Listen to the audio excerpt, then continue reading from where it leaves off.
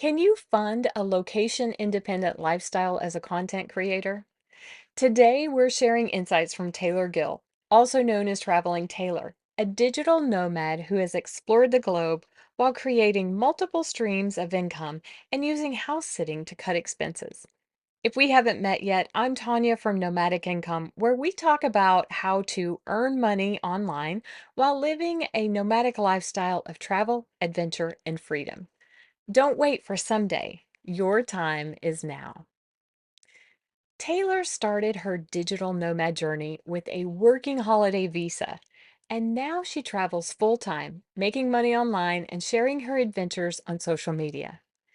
In this video, we'll hear Taylor's story on how she got started, the creative ways she earns money, and her advice for building a nomadic lifestyle. Stick around to hear Taylor's expert advice about what to do first before jumping into the travel lifestyle. Taylor's journey began with an internship in London, which sparked her love for living abroad. Later, she took a leap of faith, quit her job, and moved to New Zealand on a working holiday visa. And I learned about the working holiday visa for Australia and New Zealand, which, if you're under 30, you're still eligible for. So at the time, I was like 22. I was like, oh, I have time. I have time. I'll figure it out, do my job. Then maybe I'll do it later, which my job was in study abroad. So I think that really helped me just sort of open my mind to different locations. I learned about a lot of places. My coworkers all had done like these really cool things. And so that gave me the courage and the motivation, I think, to go do it. And I was turning 30 and I was like, well, it's now or never, right? Like if I'm, once I hit 30, like what visa am I going to be able to get? What's going to give me that like sort of deadline? It was almost just like this deadline that I was like, I have to do it or I'm never going to do it. And I just have to like let this idea go. And so, yeah, I got the visa and I quit my job and sold all my things and moved literally to the other side of the world. And I knew I gave myself permission. I do think this is really important for anyone getting started. I gave myself permission to hate it. I gave myself that permission to like go back home if I didn't like it and not put all this pressure on me to be like, I have to figure it out. And there was something about that that just made me like enjoy it a little bit more. And then, yeah, and then I just kept going from there. I started in one place and I just kept going. After her time in New Zealand, Taylor was hooked on the nomadic lifestyle and created multiple income streams and used house sitting to keep expenses low. House sitting not only saves money, but allows her to explore off the beaten path destinations. I also do a lot of house sitting. So a lot of my destinations are determined by where I can get house sits, which is cool in some ways because I end up in places that I probably never would have gone. And sometimes they're less touristy. So I get to see what it's like to live like a local. But then I'll also build in gaps. So for example, yeah, I wanted to go to Southeast Asia. I was looking at any really of the main countries there. I got a house sit in Vietnam, which was great, but I also still really wanted to visit Thailand.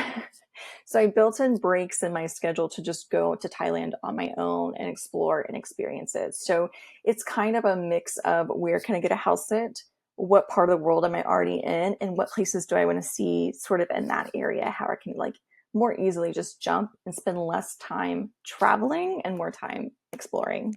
Taylor first supported her travels by working as a virtual assistant and eventually transitioned to content creation and creating user generated content or UGC for brands. She's worked with companies like Revlon and Kajabi, creating social media ads and product reviews. And so I started as a virtual assistant and I did that for probably the first 3 years. And during that time, that's when I tried 100 other things. I became an Amazon seller. I started a blog, which I quickly let go of. I mean, it still exists, but I decided blogging's not for me. That's when I created my YouTube channel. I was like, videos are for me. I like doing videos. Yeah, I tried so many different things. So I was virtual assistant was the thing that stuck. It was like the easiest, and I had retainer clients, so it was like consistent income, which was really nice. And then my dream job was to work for a company called Hacker Paradise and traveling with groups around the world. And so once I finally got that job. I applied multiple times before I ever got it. Um, so I started leading group trips around the world, and I did that for a year. It was a year-long contract. I had the option to extend. I decided not to. It was a little burnout. And then, yeah, and then I was like, okay, well, what am I going to do next? What's the next way to do it? And so now I'm a content creator, which I think is a natural transition, really, because I've been creating video content for 5 years. TikTok really blew up, and so that was sort of like an easy way to like continue that. So yeah, now I do something called UGC. So I create ads for brands. I just sell them the content essentially. I do TikTok shop, still have my YouTube channel, which I've monetized a few years ago. And I do Amazon product reviews, which is another thing, good thing about house sitting is I just sometimes will do reviews of the products of whatever house I'm at. I'm like, oh, their coffee machine, that's on Amazon. And I'll just do like a quick review of their coffee, whatever. So yeah, it makes it really easy for me to be able to travel and create content on the go. And there's just so many different ways to monetize that these days. If you're inspired by Taylor's journey, hit the like button and subscribe for more tips and stories to help you build a location independent lifestyle. Now, back to Taylor's digital nomad tips. She says that continued travel can lead to burnout, but traveling slowly gives her time to recharge. Let's hear what she has to say. I think the important thing for me was to travel slowly. And this is another thing, kind of going back to being burnout. That's when I learned I was like, the longer I can stay in places, the better. Because it really takes me about a week to get settled in, which is kind of a long time if you think about it. So I really like to stay places for at least a month because then that allows me to have the space to focus on my work when I need to really get some work done. But there's plenty of time on the nights and the weekends to go explore the city or do different things. So I find that if I can stay places longer, I also just learn more. You kind of get into a rhythm and you start to learn the rhythm of the city, which I always find really fascinating because every place is so different. Like what time they wake up, what time do the city go to bed? Like I find all those things to be really fun. And the longer you're in a place and the less touristy you can make it, I find that the more I actually enjoy it. Not to say that I don't like being a tourist, but on a day-to-day basis, I like to stay places just and travel a little bit slower. This particular piece of advice certainly resonates with me.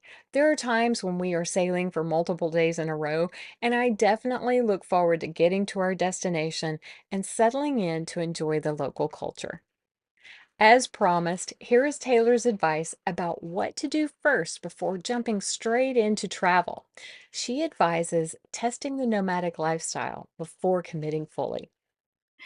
The next thing I would say is if you're kind of unsure if this is like you want to go all in or if you think you do, it's okay to test it. It's okay to test it out and say, okay, I'm going to leave in January. I'm going to go to Mexico for 4 months, and then maybe I'll try Colombia or wherever, visit a few different places. Test it out because you may not like it and you may not want to blow up your entire life without determining if you actually like it or not. So for me, I did a test trip. I didn't know if I could solo travel internationally by myself.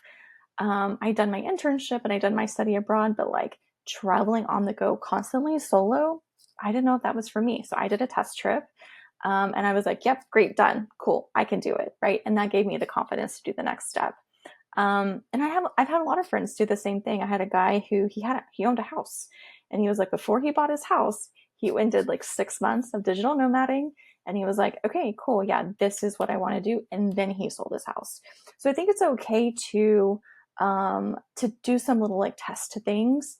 You're not sure if you want to do van life, go rent an RV for 4 months and do it and see if you actually like it. I had a friend who did that. He was like, I want to do van life. He had been nomading for like 5 years. He was like, I'm ready for something different. Had this whole plan. He had already researched the cost. He had like had his whole itinerary planned out. And he went to, I think, to New Zealand, rented an RV, did it for 4 months, and was like, nope, nope, not for me. Scratching that entire plan. So I do think that it's okay to like start out with a plan, know what you're going to do, know where you're going to start, and then just sort of like learn from there. And it's okay to test things out before you like go really big. Today, we've talked about a whole host of ways to get traveling: visa opportunities, house sitting, working as a virtual assistant, content creation, user generated content, and more. What's your biggest question about starting your nomadic lifestyle? Let me know in the comments. I would love to hear from you. And thanks for watching. Keep an eye out for more videos in the Summit Secret series.